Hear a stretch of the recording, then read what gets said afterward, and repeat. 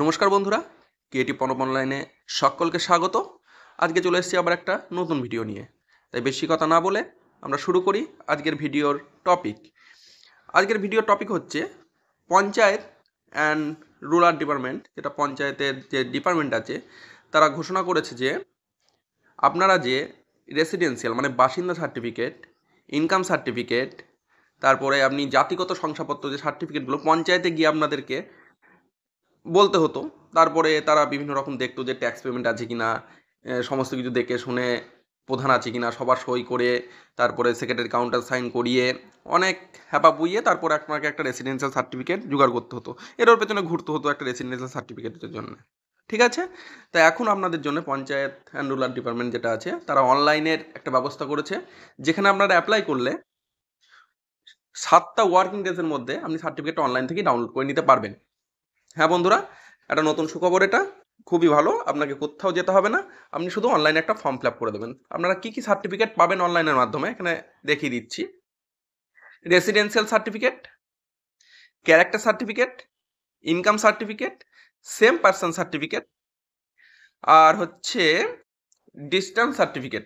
মানে যারা দূরে থাকে, দূর শিক্ষার জন্য অনেকে লাগে এটা। হয়তো এক জায়গায় এক ডিস্ট্রিক্টে বাড়ি, অন্য ডিস্ট্রিক্টে পড়াশোনার ক্ষেত্রে গিয়েছে, সেক্ষেত্রে ডিস্টেন্স সার্টিফিকেট দরকার হয়। আর কাস্ট অথেন্টিকেশন, মানে আপনার যে কাস্ট, আপনি ধরুন সাবকাস্টে বিলং করছেন, এসসি হোক, এসটি হোক, ওবিসি হোক, সেখানে অ্যাপ্লাই করতে গেলে আপনার পঞ্চায়েত থেকে একটা লাগে যে আপনি কোন কাস্টে বিলং করছেন, সেই কাস্টের অথেন্টিকেশনটা হচ্ছে পঞ্চায়েত থেকে একটা সার্টিফিকেটের মাধ্যমে দেয়।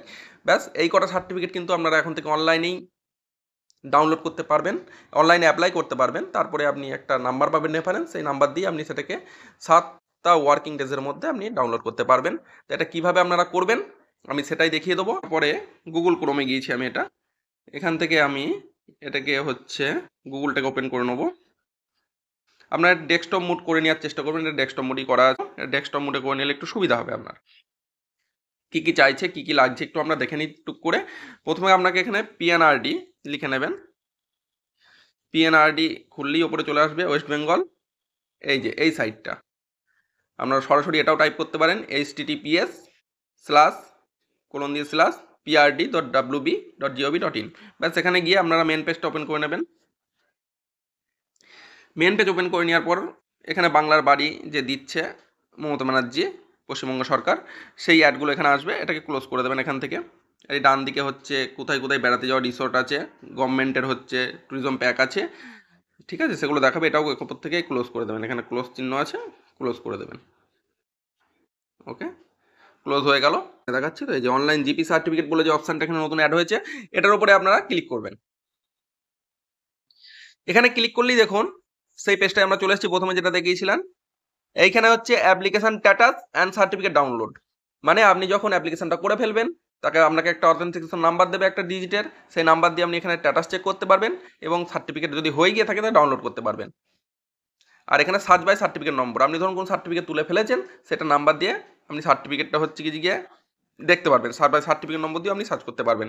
ওকে, এবার আমরা অ্যাপ্লাই করতে গেলে কী কী লাগবে। অ্যাপ্লাই করতে গেলে আপনার লাগবে একটা পাসপোর্ট সাইজের ফটো, ঠিক আছে, জেপিজি ফরম্যাটে 100 কেবির মধ্যে, ঠিক আছে, along with following 2 documents for address and identity verification, PDF within 2 MB will have to be uploaded at the time of submission.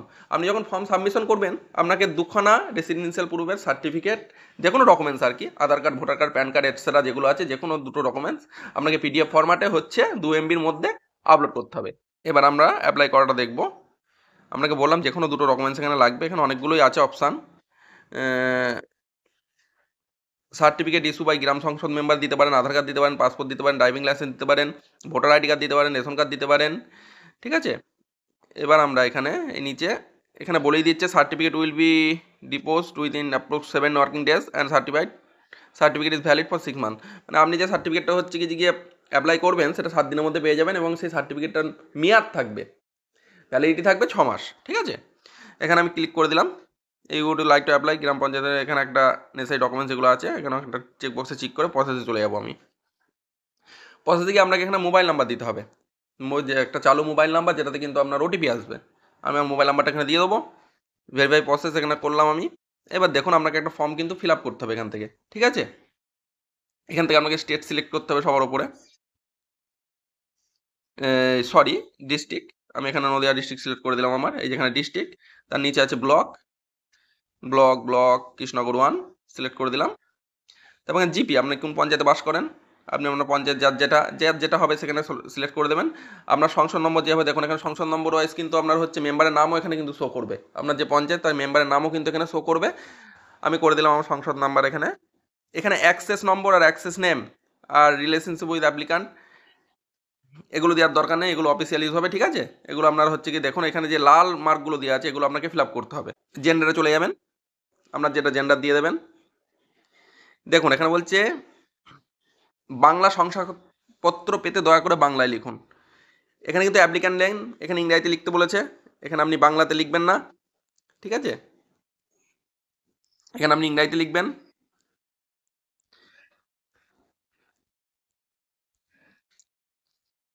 এখানে আমি ইংরাজিতে লিখে দিলাম। এই আবেদনকারীর যে নাম আছে নিচে ওপর ইংরাজিতে লিখলাম, এখানে বাংলাতে লিখতে পারি আমি।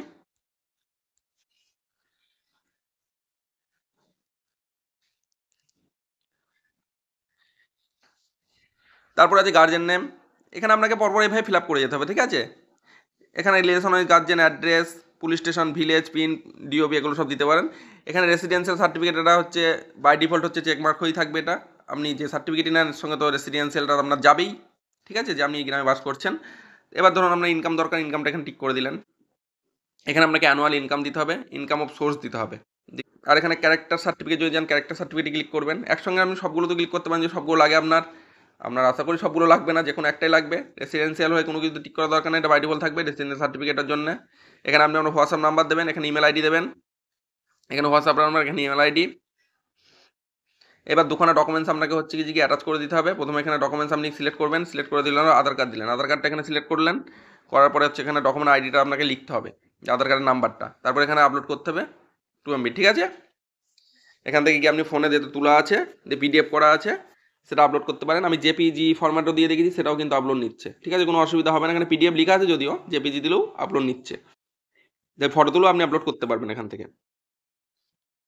ডকুমেন্ট 2তেও সেম করতে, ওটা আধার কার্ড দিলে একটা আধার কার্ড দিলে একটা ভোটার কার্ড দিয়ে দিলেন, ভোটার কার্ড আইডিটা এখানে লিখে দিলেন এই জায়গাটাতে ডকুমেন্ট 2তে। লেখার পরে এখানে চুজ ফাইল হচ্ছে আপলোড ডকুমেন্টস, আপলোড ডকুমেন্টসে গেলেন। আমরা এখান থেকে ক্যামেরা অন করে কিন্তু আপনি ছবিও তুলতে পারবেন, কোনো অসুবিধা নেই, ছবি তুলেও আপলোড করতে পারেন সরাসরি।